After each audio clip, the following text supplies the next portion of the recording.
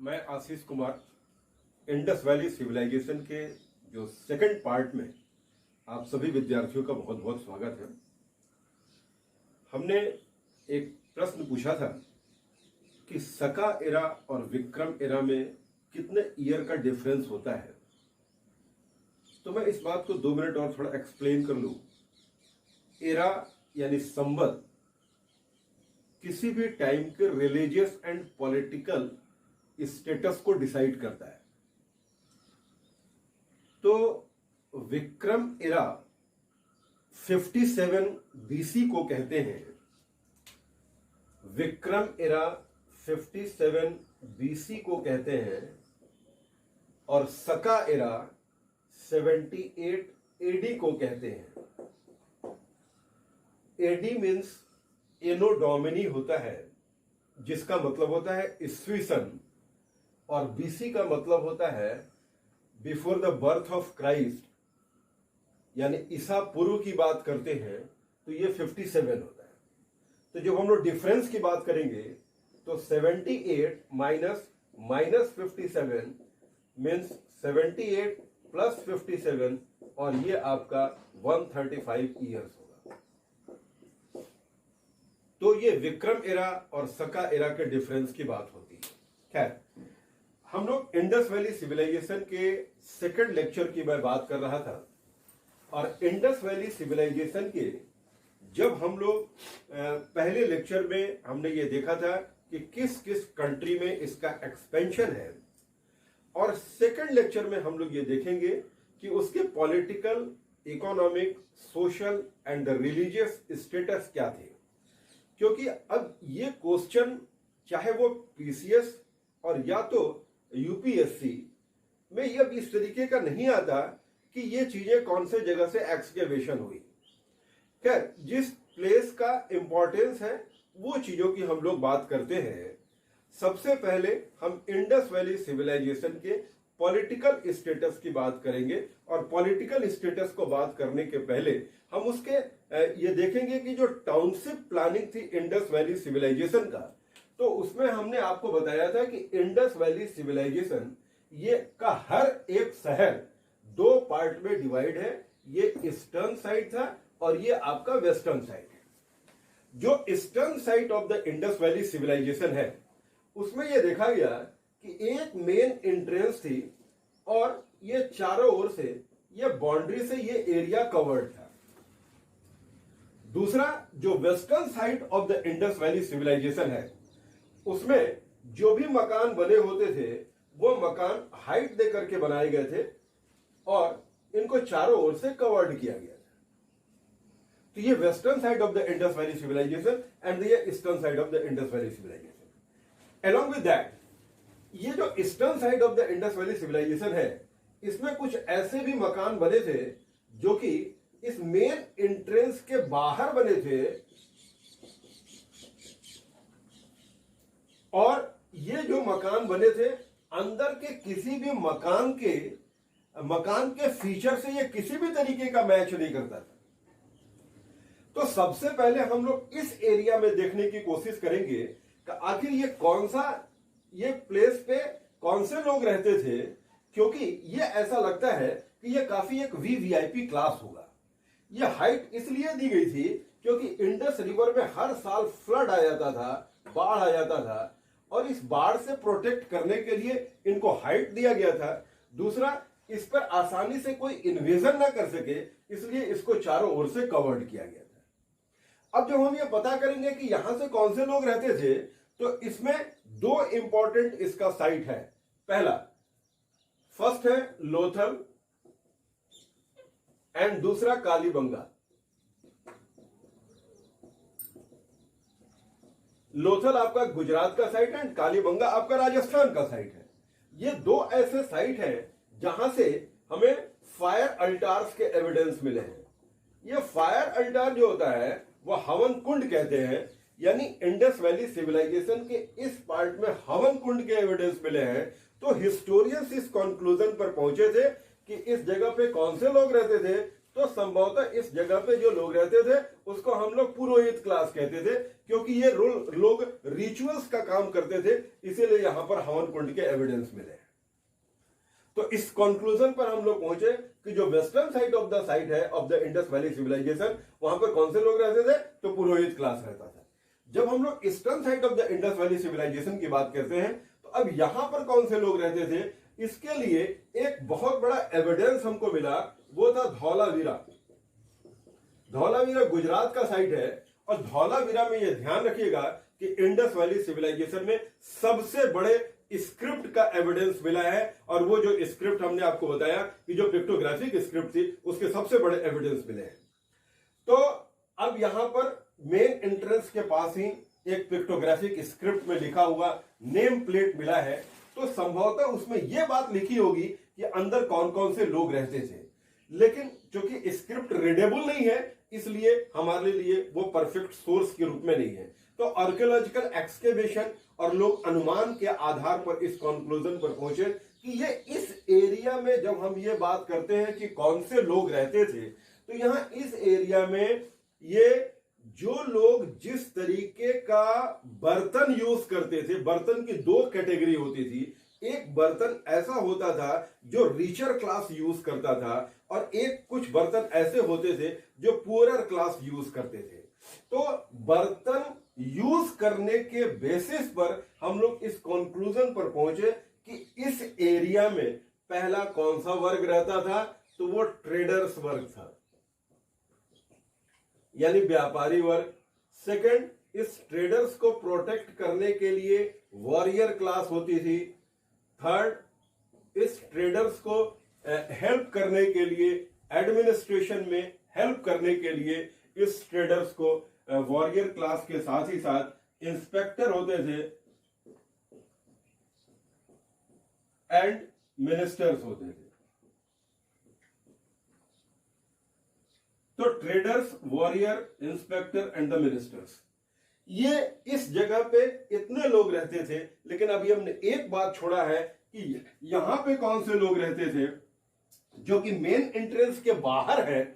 तो और वहां पर जो था वो उसमें एक विंडो एंड एक डोर लगी होती थी। तो ये अंदर के किसी भी मकान से, चाहे वो ईस्टर्न चाहे तो वेस्टर्न, किसी से भी मैच नहीं करता था।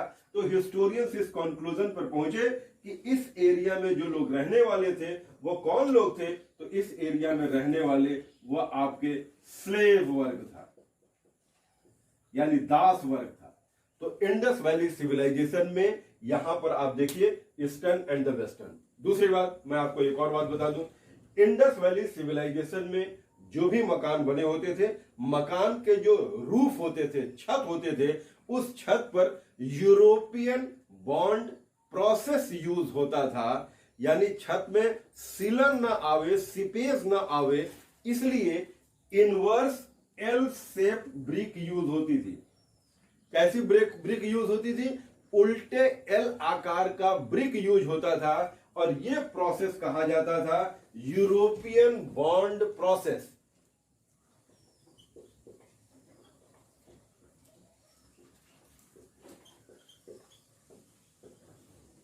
तो इसको कहते थे यूरोपियन बॉन्ड प्रोसेस। इसका यूज क्या था? क्योंकि वॉल में किसी तरीके का सीपेज ना आवे, सिलन ना आवे, इसलिए इस तरीके का वो लोग प्रोसेस यूज करते थे। तो ये इंडस वैली सिविलाइजेशन में ये बात थी। दूसरे, जो इतना लोग साफ सफाई पर ध्यान देते थे, मकान एक तरीके के बने होते थे। ये ऐसा लगता है कि जो आजकल नगर निगम होता था, जो आजकल शहर की सफाई की व्यवस्था देखता है, कुछ इस तरीके का इंस्टीट्यूशन इंडस वैली सिविलाइजेशन में रहा होगा।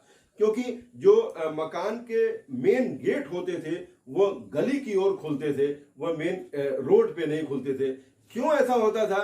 कि कहीं लोग अपने घर की गंदगी जो होती वो मेन रोड पर ना डाल दें, इसलिए जो गेट होती थी, घरों के जो गेट होते थे वह गली की ओर खुलते थे। These are the characteristic of the Indus valley civilization. और यही टाउनशिप प्लानिंग है। एंड और जो छोटी छोटी जो गंदगियां होती थी, वो घरों के छोटी छोटी नालियां होती थी, ये बड़े नाले में जाके कनेक्ट होती थी, और बड़ा नाला जो होता था वो समुद्र में जाकर के कनेक्ट होता था। तो यहाँ proper drainage system and the township planning, these are the unique feature of the Indus valley civilization. अब हम लोग ये निष्कर्ष निकालने की कोशिश करेंगे कि इंडस वैली सिविलाइजेशन में एडमिनिस्ट्रेशन का तरीका क्या था, कैसा था। अब जरा देखिए, जब भी हम लोग बात करेंगे कि इंडस वैली सिविलाइजेशन में एडमिनिस्ट्रेशन कैसा था, तो एडमिनिस्ट्रेशन का दो बेस होता है। एडमिनिस्ट्रेशन कौन करता था, तो एक सिस्टम होता है जिसको हम लोग कहते हैं डेमोक्रेटिक स्ट्रक्चर। एक स्ट्रक्चर डेमोक्रेटिक स्ट्रक्चर होता है और दूसरा स्ट्रक्चर होता है मोनार्किज्म। तो डेमोक्रेटिक एंड द मोनार्किज्म यानी जनतंत्र और राजतंत्र, डेमोक्रेटिक एंड दूसरा मोनार्किज्म।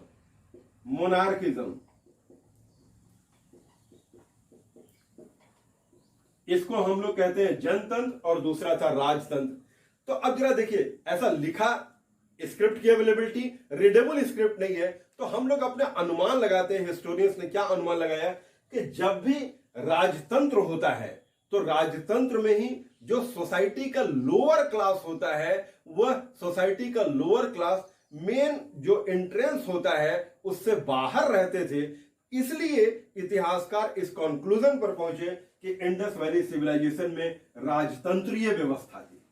यहां ऐसा लगता है कि देसी रियासतें थी जो यहां पर शासन करती थी, और 4 प्रमुख रियासतें थी। फर्स्ट आपने देखा हड़प्पा, ये पंजाब का एरिया है। वे मोहनजोदाड़ो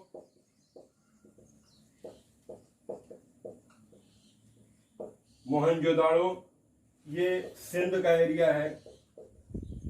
थर्ड लोथल, ये गुजरात का एरिया है। एंड डी कालीबंगा, ये राजस्थान का एरिया है। तो हड़प्पा, मोहनजोदाड़ो, लोथल एंड कालीबंगा, और इधर हमने लिख दिया पंजाब, सिंध, गुजरात हमने ये लिखा है, शॉर्ट में हमने लिखा है गुजरात एंड राजस्थान। तो ये जो 4 साइट है, ऐसा लगता है कि ये इंडस वैली सिविलाइजेशन की 4 देसी रियासतें थी, और इसके जो रेस्पेक्टिव ये एरिया हमने लिखा है, ये इन पंजाब के जैसे ये कैपिटल थे। सिंध का कैपिटल मोहनजोदड़ो था, गुजरात का लोथल था, एंड राजस्थान का कालीबंगा था। तो ये राजतंत्रीय व्यवस्था थी जो यहां पर रूल करती थी, और डेमोक्रेटिक स्ट्रक्चर नहीं था। डेमोक्रेटिक स्ट्रक्चर में सब लोग एक साथ मिल करके रहते हैं। राजतंत्रीय व्यवस्था में सोसाइटी का जो लोअर सेक्शन है वो मेन एंट्रेंस के बाहर रहता था। तो खैर, these are the political status of the Indus valley civilization. और एडमिनिस्ट्रेशन कौन चलाता था, तो व्यापारी वर्ग चलाता था। यह ध्यान रखना, व्यापारी वर्ग चलाता था। दूसरा, अब हम लोग इंडस वैली सिविलाइजेशन के रिलीजियस स्टेटस की बात करेंगे।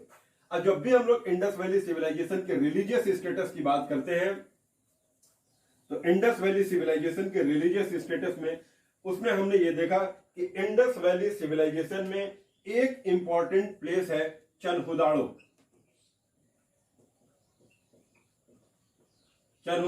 ये पाकिस्तान का सिंध प्रोविंस है, और यहां पर एक आर्कियोलॉजिस्ट का नाम है जिसका नाम है अर्नेस्ट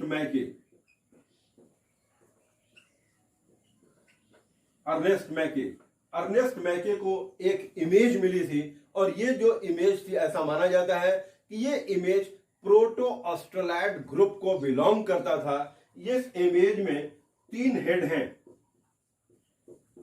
मतलब उस इमेज के 3 सिर हैं, और नीचे 3 डियर के एविडेंस हैं। डियर मतलब हिरण। और इस इमेज के left side and right side में 2 अलग अलग एनिमल्स बने हुए हैं। जब हम लोग लेफ्ट साइड की बात करते हैं तो इसमें ही बफेलो एंड रिनोसिरोस का मतलब होता है गैंडा, ही बफेलो का मतलब होता है भैंसा, और डियर का मतलब होता है हिरण। और इसके राइट साइड में 2 एनिमल हैं, एलिफेंट यानी हाथी और टाइगर यानी बाघ। तो ये जो है ये ही बफेलो, रिनोसिरोस, एलिफेंट एंड टाइगर, ये इंडस वैली सिविलाइजेशन में। अब आप ध्यान रखिएगा यहीं से कि ये 4 ही इंपॉर्टेंट एनिमल्स थे इंडस वैली सिविलाइजेशन में देखो ना इसमें गाय है ना घोड़ा है। क्यों? क्योंकि इंडस वैली सिविलाइजेशन को गाय और घोड़े की जानकारी नहीं थी। इस आप लोग कंफ्यूजन में मत रहिएगा। घोड़ा 7 फीट का घोड़ा होता था। इंडस वैली सिविलाइजेशन में घोड़े की कहीं भी ब्रीड नहीं मिली है, ये आर्यंस अपने साथ लेकर के आए थे। तो ये जो अब देखिए ये इमेज मिली। अब इस इमेज को जब ASI, मैंने आपसे बताया था archaeological survey of India, archaeological survey of India के डायरेक्टर जनरल जो थे उस समय उनका नाम था जॉन मार्शल। जब जॉन मार्शल के पास इस इमेज को लेके गया तो उन्होंने बताया कि ये जो इमेज है ये किसकी इमेज है? लॉर्ड शिव की इमेज है, यह पशुपति शिव की इमेज है, ये इमेज प्रोटो शिवा की इमेज है। तो इससे यह कंक्लूजन मिला कि लोग उस समय शैविज्म के विषय में जानते थे, शैव धर्म के विषय में जानते थे। हालांकि ये एक डिबेट का विषय है कि अब जैसे जैनिज्म आया तो उन लोगों ने कहा कि नहीं ये ऋषभदेव की इमेज थी, क्योंकि इंडस वैली सिविलाइजेशन में रिटन स्क्रिप्ट की अवेलेबिलिटी होने के बावजूद भी वो रीडेबल नहीं था। खैर, अब हम लोग इसकी बात करते हैं कि इंडस वैली सिविलाइजेशन में और लोग किस चीज की वर्शिप करते थे। तो यहां पर देखना, इंडस वैली सिविलाइजेशन में प्रे ऑफर करने का कोई प्लेस नहीं था। इंडस वैली सिविलाइजेशन में कहीं पर भी मंदिर के एविडेंस आपको नहीं मिले हैं। तो इंडस वैली सिविलाइजेशन में जब मंदिर का एविडेंस नहीं मिला है तो इंडस वैली सिविलाइजेशन में, अब देखिए, इंडस वैली सिविलाइजेशन में लोगों को स्वास्तिक की जानकारी थी। इंडस वैली सिविलाइजेशन में किस चीज की जानकारी थी? स्वास्तिक की जानकारी थी और क्रॉस की जानकारी थी। तो ये स्वास्तिक और क्रॉस ये किस देवता को आइडेंटिफाई करता है? जब हम लोग इस चीज की जानकारी लेते हैं तो हम लोग ये कंक्लूजन पर आते हैं कि ये स्वास्तिक और क्रॉस जो है वह किसको आइडेंटिफाई करता है? तो गॉड सन को, सूर्य भगवान को आइडेंटिफाई करता है। तो इंडस वैली सिविलाइजेशन में लॉर्ड शिवा की पूजा की जाती थी, सूर्य की पूजा की जाती थी, लोग नदी की पूजा करते थे। इसके अतिरिक्त शिव के इमेज को पूजने के लिए, शिव की पूजा करने के लिए फैलस साइन के रूप में भी पूजा किया जाता था, यानी शिवलिंग के रूप में भी पूजा होती थी। तो शिव की पूजा किसमें होती थी? शिवलिंग के रूप में। दूसरा, इंडस वैली सिविलाइजेशन में कुछ वृक्ष की पूजा होती थी। पीपल, नीम, नींबू एंड केले के वृक्ष की पूजा की जाती थी। तो इंडस वैली सिविलाइजेशन में पीपल सबसे इंपॉर्टेंट वृक्ष था। दूसरा, इंडस वैली सिविलाइजेशन में एक जो एनिमल की पूजा होती थी वह हम्पलेस बुल है, यानी बिना कुबड़ वाले बैल की पूजा की जाती थी। यह सबसे इंपॉर्टेंट एनिमल माना जाता था। उसको यूनिकॉर्न कहते थे इंडस वैली सिविलाइजेशन। तो ये इंडस वैली सिविलाइजेशन के हम लोग रिलीजियस स्टेटस की बात करते हैं। जब हम लोग इंडस वैली सिविलाइजेशन में जब हम लोग इकोनॉमिक स्टेटस की बात करते हैं तो जरा देखिए economic status, Indus valley civilization के इकोनॉमिक स्टेटस। तो जब भी इकोनॉमिक स्टेटस की इंडस वैली सिविलाइजेशन में बात होती है तो इकोनॉमी, अब उसका मेजर सोर्स क्या है पहले इसको देखो। तो इंडस वैली सिविलाइजेशन में फिर वही बात करूंगा, स्क्रिप्ट की अवेलेबिलिटी थी लेकिन वो रीडेबल नहीं है। तो यहां पे इंडस वैली सिविलाइजेशन के कंटेम्पोररी मेसोपोटामिया सिविलाइजेशन और चाइना सिविलाइजेशन था। तो मेसोपोटामिया से सबसे ज्यादा ट्रेड होता था और मेसोपोटामिया में स्क्रिप्ट की अवेलेबिलिटी है और वो स्क्रिप्ट था किलाक्षर स्क्रिप्ट। किलाक्षर स्क्रिप्ट, ये स्क्रिप्ट रीडेबल स्क्रिप्ट है और इस किलाक्षर स्क्रिप्ट में 3 वर्ड यूज हुए हैं कि उनका जो मेसोपोटामिया का जो ट्रेड होता था वह मेलुहा, ढेलमुन और मगन के साथ होता था। क्योंकि यह रीडेबल स्क्रिप्ट है इसलिए यह देखा गया कि मेसोपोटामिया का ट्रेड मेलुहा, ढेलमुन और मगन। अब जरा देखो इन कंट्री को बाद के दिनों में क्या कहा गया, तो मगन कहते थे ओमान को, ढेलमुन कहते थे बहरीन को, और मेलुहा कहा गया सिंध को। यानी इंडस वैली सिविलाइजेशन के साथ ट्रेड होता था, और इसका एविडेंस की लाक्षर स्क्रिप्ट मेसोपोटामिया से। Internal and the external trade होते थे। जो एक्सटर्नल ट्रेड होता था वह शिप के माध्यम से होता था, पानी वाले जहाज के माध्यम से होती थी, और बहुत बड़े डॉकयार्ड का एविडेंस मिला है। डॉकयार्ड यानी कि जहां पर जहाज आकर के रुकती थी, वो कौन सा एरिया से मिला है, तो वह लोथल से मिला है। दूसरा, एक्सटर्नल ट्रेड के साथ साथ इंटरनल ट्रेड भी होता था।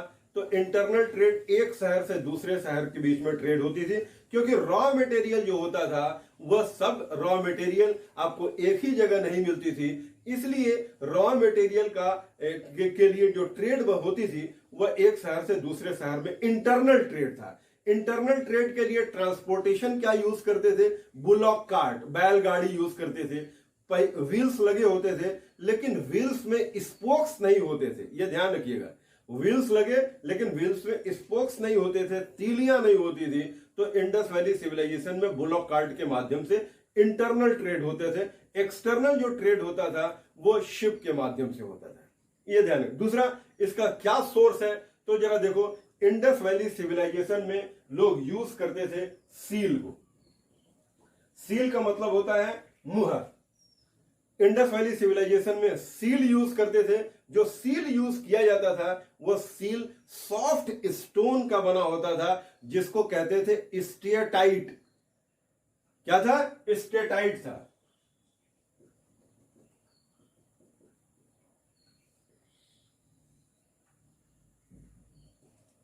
स्टेटाइट इसी सॉफ्ट स्टोन का सील बना होता था। अब सील का क्या यूज था, तो अगर कोई भी सामान है तो उस सामान को एक जगह से दूसरी जगह भेजने के लिए वह सील यूज की जाती थी। तो वह सील के माध्यम से वह आइडेंटिफाई किया जाता था कि इसमें कौन सा सामान रखा हुआ है। तो अब जब देखो यहां से अगर सामान गया तो ये यहां की जो मुहर थी वो दूसरे जगह जानी चाहिए थी। तो यहां के मुहर मेसोपोटामिया में मिलेंगे और मेसोपोटामिया का मुहर यहां मिला। तो यहां जो सबसे ज्यादा जो सील यूज किया जाता था वह रेक्टेंगुलर शेप में था, सर्कुलर शेप में था। Rectangular and the circular shape में होता था। और लेकिन जो मेसोपोटामिया के जो सील यूज होते थे वह सिलेंड्रिकल शेप में थे, बेलनाकार आकृति में थे। इसीलिए जब मेसोपोटामिया का स्क्रिप्ट लोथल में मिला है और यहां का स्क्रिप्ट मेसोपोटामिया में मिला है। तो ये इंडस वैली सिविलाइजेशन के हम लोग बात करते हैं इकोनॉमिक ऑक्यूपेशन का। तो इकोनॉमिक ऑक्यूपेशन में trade and commerce main economic occupation था। और इस बात को ध्यान रखिएगा कि इंडस वैली सिविलाइजेशन में कहीं पर भी करेंसी यूज नहीं हुई है। इंडस वैली सिविलाइजेशन में बार्टर सिस्टम यूज होता था, यानी वस्तु विनिमय प्रणाली थी। एक वस्तु के बदले में दूसरी वस्तु ली जाती थी। एक्सटर्नल ट्रेड में हम लोग यहां से जो सामान बाहर भेजते थे वह किस चीज का भेजते थे, तो वो आर्ट एंड क्राफ्ट से रिलेटेड होता था। यहाँ का आर्ट बहुत ही फेमस आर्ट होता था। तो यहां से सामान बाहर जाती थी। उस आर्ट में क्या था, सबसे ज्यादा टेराकोटा के इमेज होते थे। टेराकोटा का मतलब होता है बेक्ड क्ले, यानी पके हुए मिट्टी से जो इमेज बनाई जाती थी उसको हम लोग कहते थे टेराकोटा। तो ये इंडस वैली सिविलाइजेशन के हम लोग ट्रेड की बात करते हैं। दूसरा इकोनॉमिक ऑक्यूपेशन एग्रीकल्चर है। अब एग्रीकल्चर में देखिए, हम इसको आप लोगों को कॉन्सेप्ट बता दे रहे हैं। एग्रीकल्चर की जब हम लोग बात करते हैं तो एग्रीकल्चर में ये ध्यान रखना कि जुलाई अगस्त महीने में अक्सर इंडस वैली सिविलाइजेशन में इंडस रिवर में फ्लड आ जाता था। इंडस रिवर में फ्लड आ जाता था और जब फ्लड का पानी नीचे उतरता था तो उसके बाद क्रॉप लगाई जाती थी। और क्रॉप अक्टूबर नवंबर महीने में लगाई जाती थी और मार्च महीने में इसको काटा जाता था। तो कोई ऐसी फसल जो मार्च अप्रैल महीने में काटी जाती है उस फसल को क्या कहते हैं, तो रबी क्रॉप कहते हैं। इंडस वैली सिविलाइजेशन में गेहूं की 9 प्रजातियां अवेलेबल है। तो इंडस वैली सिविलाइजेशन में कौन सा क्रॉप था, तो व्हीट एंड द बार्ली, ये मेन क्रॉप है, ये ध्यान रखना। खरीफ क्रॉप की जानकारी इंडस वैली सिविलाइजेशन में नहीं थी। रबी क्रॉप की जानकारी इंडस वैली सिविलाइजेशन को लोगों को है। तो यह एग्रीकल्चर दूसरा मेन इकोनॉमिक ऑक्यूपेशन था। तीसरा था पॉटरी, लोग बर्तन बनाते थे और बर्तन किस तरीके का होता था, तो बर्तन जो होते थे वो रेड पॉटरी थी। दूसरा ब्लैक ऑन रेड, यानी रेड पॉटरी, दूसरा ब्लैक ऑन रेड पॉटरी, यानी लाल बर्तन होते थे उस पर काले से कलरिंग की जाती थी तो उसको black on the red pottery कहते हैं। तो ये इंडस वैली सिविलाइजेशन का इकोनॉमिक स्टेटस यानी कंप्लीट बार्टर सिस्टम था। तो रिलीजियस और तीसरा हम लोग बात करते हैं, हम लोग सोशल स्टेटस की बात करते हैं। तो जब भी हम लोग इंडस वैली सिविलाइजेशन के सोशल स्टेटस की बात करते हैं तो हमने आपको बताया कि सोसाइटी का जो डिवीजन था poor and the richer class में था, on the basis of the pot जो कि वो लोग यूज करते थे। दूसरा जो इंडस वैली सिविलाइजेशन का क्लासिफिकेशन का बेस है वो बेसिस ऑन द वर्क है, काम के आधार पर सोसाइटी का डिवीजन था। तो सोसाइटी में कौन कौन से लोग थे, पुरोहित क्लास, दूसरा ट्रेडर क्लास, तीसरा वॉरियर क्लास, चौथा इंस्पेक्टर एंड फिर मिनिस्टर्स एंड द स्लेव। ये लोग बहुत ही, ये ध्यान रखना कि इंडस वैली सिविलाइजेशन में वॉरियर ग्रुप मिला है, लेकिन इंडस वैली सिविलाइजेशन में जो वॉरियर ग्रुप के पास वेपन्स होते थे, वो ध्यान रखना वेपन्स जो होता था उस वेपन्स में पहली बात तो वो किसी तरीके का धार नहीं होता था, वेपन्स जो होता था वो शार्प नहीं होता था, ब्लंट होता था। यानी कि इससे एक कंक्लूजन निकला, क्या कंक्लूजन निकला कि लोग अपने प्रोटेक्शन के लिए वेपन्स यूज करते थे। दूसरा हंटिंग प्रोसेस यूज करते थे। कोट ऑफ मेल का एविडेंस नहीं मिला है। यूपीएससी में क्वेश्चन आया कि क्या इंडस वैली सिविलाइजेशन में कोट ऑफ मेल का एविडेंस है, तो कोट ऑफ मेल का एविडेंस इंडस वैली सिविलाइजेशन में नहीं है, क्योंकि कोट ऑफ मेल का मतलब क्या होता है, आर्मरी सेंटर। क्या वहां पर कोई ऐसे शस्त्रागार थे? नहीं थे। वो वैदिक कल्चर में है लेकिन यहां नहीं है। क्यों? क्योंकि वो हंटिंग उनका मेन प्रोसेस था, वो कहीं पर वॉर नहीं करना है, उनका ट्रेड एक मेन ऑब्जेक्टिव था। तो सोसाइटी बहुत एंजॉय करती थी और मनोरंजन का जो सबसे महत्वपूर्ण साधन था वो डांसिंग था। क्यों? क्योंकि मोहनजोदड़ो से हमें डांसिंग गर्ल के एविडेंस मिले हैं। वो डांसिंग गर्ल का जो इमेज है वो उसके लेफ्ट जो हैंड है वो उसके हिप पे है और राइट हैंड में एंकल्स तक वो बैंगल्स लगा हुआ है। नेकेड डांसिंग गर्ल का इमेज है और वो जो डांसिंग गर्ल का इमेज बनाया गया है इंडस वैली सिविलाइजेशन का, ये एक बेस्ट आर्ट है। क्या था? वो लॉस्ट वैक्स मेथड से बनाया, उन्होंने लॉस्ट वैक्स मेथड से बनाया और यही लॉस्ट वैक्स मेथड को बाद के जो चोला डायनेस्टी आई उसने नटराज शिव के इमेज बनाए। And that is the unique artistic है, ये यूनिक आर्ट है। तो लॉस्ट वैक्स मेथड सबसे पहले इंडस वैली सिविलाइजेशन के लोगों ने यूज किया। इंडस वैली सिविलाइजेशन में तो ये इंडस वैली सिविलाइजेशन का डांसिंग गर्ल का इमेज मिला जो कि शो करता है कि लोग डांस देखते थे और ये मनोरंजन का सबसे महत्वपूर्ण सोर्स था। दूसरा, लोग डाइस खेलते थे, पासे खेलते थे और चेस खेलते थे, शतरंज खेलते थे। तो ये इंडस वैली सिविलाइजेशन के सोसाइटी का मेन सोर्स है जो हमने आपको बताया। तो हमने economic status, political status, social and religious status की बात कर ली और इसी के माध्यम से हमने बताया कि कौन कौन से जगह पर क्या चीजें मिलती थी। इंडस वैली सिविलाइजेशन में सबसे ज्यादा जो ब्रॉन्ज मिला है वो सबसे ज्यादा ब्रॉन्ज आपका दैमाबाद से मिला है, ये ध्यान रखना। इसीलिए दैमाबाद में आपको बैलगाड़ी के इमेज मिले हैं। बैलगाड़ी किसके साथ? आदमी के साथ जो इमेज है वो आपको दैमाबाद से मिला है। तो यहां पर सबसे ज्यादा ब्रॉन्ज यूज हुआ है, ब्रॉन्ज मिले हैं। तो ये इंडस वैली सिविलाइजेशन का जो हम लोग इस फीचर देखे, उसी के साथ हम लोगों ने ये भी देखा कि इंडस वैली सिविलाइजेशन में कौन कौन सी चीजें कहां कहां से मिलती थी। तो यहां पर मेटल आर्ट यूज होता था, मेटल आर्ट के साथ साथ स्टोन आर्ट यूज होता था जो कि और उसके बाद टेराकोटा के इमेज बनाई जाती थी। जब हम लोग इंडस वैली सिविलाइजेशन के डाउनफॉल की बात करते हैं तो इस डाउनफॉल के वेरियस रीजन है, अलग अलग एरिया के, अलग अलग शहर के डाउनफॉल के अलग अलग रीजन है। बट एक जो कॉमन कंसेंसस है कि इंडस वैली सिविलाइजेशन में जो डाउनफॉल हुआ, उस डाउनफॉल में जो सबसे इंपॉर्टेंट हम लोग जो रीजन मानते हैं वो आपका मानते हैं कि इन्वेजन ऑफ द आर्यंस था। इन्वेजन ऑफ द आर्यंस था, यानी आर्यों के आक्रमण हुए। और ये क्या सोर्स है कि आर्य कहां से आए? क्योंकि हम लोग ये पढ़ते हैं कि नॉर्दर्न इंडिया में जो लोग हैं वो आर्य थे। तो आर्य कहां से आए और इंडस वैली सिविलाइजेशन के साथ उनका कैसा हुआ? क्योंकि आर्यंस ने यह अपने, माना जाता है कि यह अपने साथ इंद्र लेके आए थे, इंद्र भगवान को लेके आए। ये इंडस वैली सिविलाइजेशन, ये लोग जो थे आर्यंस अपने साथ हॉर्स लेके आए, और इंडस वैली सिविलाइजेशन के ये आर्यंस अपने साथ गाय लेकर के आए। तो ये गाय, घोड़ा और इंद्र, ये एक इंपॉर्टेंट फैक्टर है जिसके वजह से इंडस वैली सिविलाइजेशन के लोगों को जीत हुई। और इसी इंद्र को बाद में इंडस वैली सिविलाइजेशन में पुरंदर भी कहा गया। पुर का मतलब होता है दुर्ग, यानी दुर्ग को तोड़ने वाले कौन थे? तो इंद्र थे, जिन्होंने कि आर्यंस का हेल्प किया। तो ये इंडस वैली सिविलाइजेशन की बात है। अब हम लोग जो नेक्स्ट क्लास में डिस्कस करेंगे वह आर्यन कल्चर को डिस्कस करेंगे। इसी को वैदिक कल्चर भी कहते हैं, क्योंकि आर्यंस के विषय में जानकारी का सोर्स हमारा वेद है। So Aryans culture is also known as the Vedic culture. Thank you. Safe रहिए, स्वस्थ रहिए, सुरक्षित रहिए।